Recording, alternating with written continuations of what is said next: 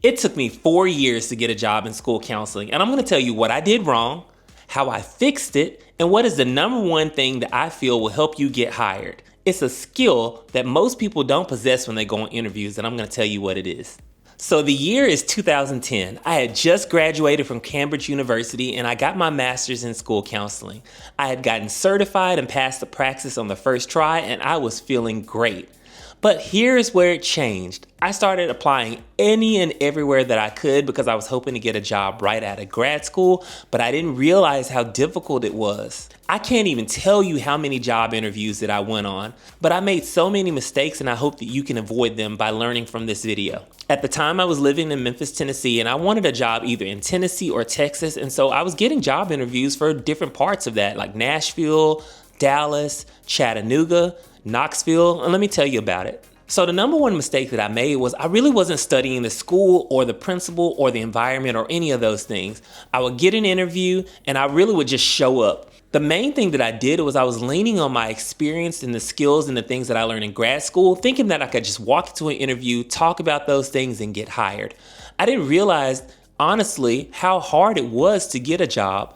Interviewing is a skill, and let me tell you why I had that mentality. My first job in education, I was a Spanish teacher, and I really didn't even interview for that job. I walked in, the principal told me, "This is your classroom." He took me on a tour, and you start in 2 weeks. That really wasn't an interview. He didn't ask me any questions. He needed me because the other Spanish teacher had walked out mid-year. And so I thought that my experience in interviewing was going to be similar to that when I was applying for school counselor jobs. So I really didn't put forth any effort. And that was my number one mistake. And I would drive so far to these interviews. I remember one time I drove all the way to Chattanooga from Memphis, and I didn't stay overnight. I drove early that morning, got to the interview around 9 or 10 o'clock in the morning, and then I ended up driving all the way back home to Memphis that same day.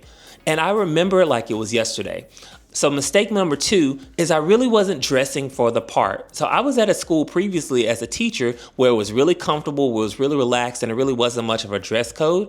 And so when I would show up to interviews, I was in khakis and loafers, but I really wasn't well put together. My blazers never matched. I remember that time and point in my life, and I really wasn't confident in myself, and so I kind of just showed up, and you could tell that I wasn't really confident. You could look at the way I was dressed and how I presented myself, that I just wasn't ready to be a school counselor at that time, and I think school leaders could see right through that. At least a good hiring team could. And I would never get a call back, and I would never hear anything else from him. And that really just started to weigh even more on my self-esteem and my confidence. And it really brought me down, thinking that I would never get a job in school counseling. So this happened within a span of 4 years, and I almost gave up. I was running low on funds, and I just really needed a job. So I took a job in a mental health agency, and I really absolutely believe that it was a heaven-sent thing. God ordained me to do that route first.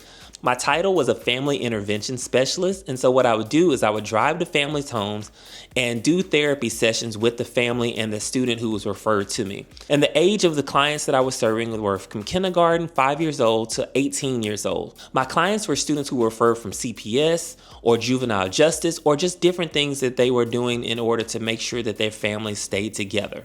And so some of the skills that I learned were conflict resolution. I taught the families de-escalation, problem solving, different ways and coping skills to take care of themselves. And as you can see, these are key things that I learned and needed as a school counselor. So I'm really glad that I got that experience in working in mental health before I transitioned into being a school counselor. So again, that was a span of about 4 years. And you're probably wondering, at what point did you get hired as a school counselor? I remember going to a major job fair in Memphis where I was living at the time, and it was a great opportunity. And here's where I started fixing some of the mistakes that I made. One, I researched all of the schools that were at the job fair who had openings for school counselors. And one of the schools that I interviewed with was a school in my neighborhood where I grew up in. I actually didn't attend that school because I went to a different school, but still, it was in my community. I went on niche.com and I got some information about the school. I learned about the school leader, how long he had been there, what is his vision, what's the mission of the school. I was prepared this time. Back then, I had a binder with my resume, cover letter, and different pictures of events that I hosted for academics, SEL, and college and career. And I presented that to the hiring team at the job fair. There were several people in line for the job. They called me back for an interview at the school the next day, and I landed that job. The principal, he knew that I was inexperienced. He knew that it was my first opportunity, but he gave me a chance. And to this day, I'm grateful to my principal, Mr. Paget. He gave me an opportunity in my first job in school counseling. So again, some of the lessons that I would highly suggest that you learn from this video, the mistakes that I made, is always be prepared. Research the school. Take time to scroll through their social media, their Instagram, their Twitter. Look at some of the events they've hosted. Review pictures of students. Are the students smiling? Do they look happy? Look at all of these things and make note of not only the things that are going on, but also things that you either want to continue, enhance, or even put your touch on. That was one of the key things that I would highly suggest that you do. But now let's talk about the number one thing that I believe is important that will get you hired. You have to be confident. When you walk into a room, already have researched that school, walk in knowing that you are amazing, that you are prepared, and that you are an asset to that campus and that school leader. It is perfectly normal to be nervous during interviews, but one thing that I've realized after going on many interviews and having lots of practice is that when you are confident, none of that matters. It all goes away. Eventually, when you get confident in your skill set, you're gonna know who you are and what you contribute. And once you know that, that is a powerful game changer. Another thing is people hire based on personality. So when you walk in the door, smile, be personable, make jokes, appropriate jokes, of course, but be lighthearted. Principals and school teams want to feel like they can work with you, like they can connect with you.